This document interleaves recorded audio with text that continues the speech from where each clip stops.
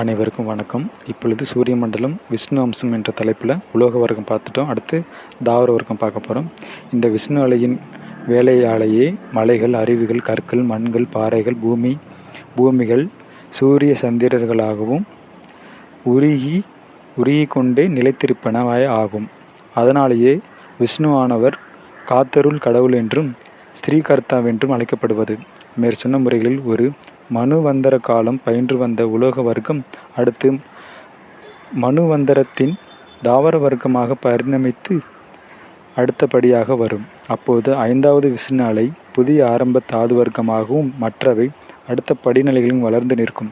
தாவர வர்க்கத்தின் வந்து சேர்ந்த விஷ்ணு அம்ச அலை புல், பூண்டு, செடி கொடிகளாக தொடங்கி உயிர் வாழ ஆரம்பித்த பிறகு கடைசியில் கான் மரங்களாகிய தேக்கு, தேகத்தி, சந்தனம், தேவதாரு, மா, பலா முதலிய பெருமரங்களாகிய மிகவும் நெடுங்காலமாகி ஒரு மனுவந்தரம் வாழ்ந்திருந்து பின் விலங்கினமாகும் பிராணி வர்க்கத்திற்கு ஏறி வரும். அப்போது 6வது விஷ்ணு அலையொன்று முதலாம் தாது வர்க்கமாக புதிதாக வந்து பிறக்கும். அடுத்தது பிராணி வர்க்கம். விலங்குகளாகி மாறிய விஷ்ணு அலை முதலில் நீர்வாழ் பிராணிகளாக வாழும். அது விஷ்ணுவின் மச்சாவதார புராணங்களில் கூறப்படுவது. பின் நீர்வாழ் பிராணிகளாக நீரிலும் நிலத்திலும் வாழ வல்லவனாய் ஆகும். அது விஷ்ணுவின் கூர்ம அவதாரம் குறிக்கும். மச்சம் இன்று நீரில் மாத்திரமே வாழ வல்லது. ஆமை நீரிலும் நிலத்திலும் வாழ வல்லது. பின் விலங்கினங்களில் சில நிலத்தில் மாத்திரமே வாழ வல்லதாக இருக்கிறது.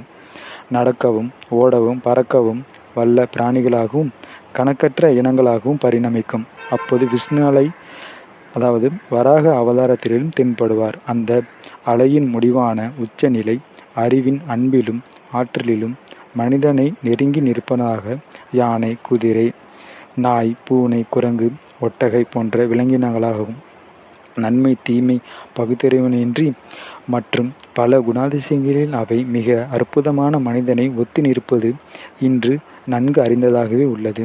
இந்த உச்சநிலையை அடைந்ததும் விஷ்ணு அலையின் வேலை மேற்செல்ல மாட்டாது, தடைபட்டு நின்றுவிடும். அப்போது சிவாம்சமாக ஆன்மா வந்திறங்கி விஷ்ணு அலையின் வேலையை தனக்குரிய தனுகரணங்களாகவும் பிரம்ம அலையின் வேலையை புவனங்களாகவும் போக பூமிகளாகவும் கொண்டு தான் உதித்த இடமாகிய இறைவன் திருவடியை நோக்கி மனித உடம்போடு பயணத்தை புறப்படுகிறது.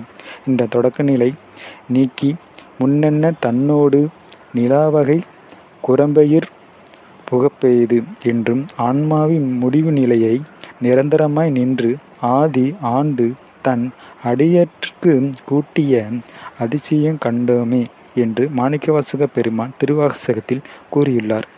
இதுதான் இந்த மச்சாவதாரம் எடுக்கிற விஷ்ணு அவதாரம் எடுக்கிற முறையும் இந்த பிராணி வர்க்கமும் இந்த விலங்கு இந்த தாவர வர்க்கமும். மீண்டும் அடுத்த ஒரு தலைப்பில் சந்திப்போம். நன்றி, வணக்கம்.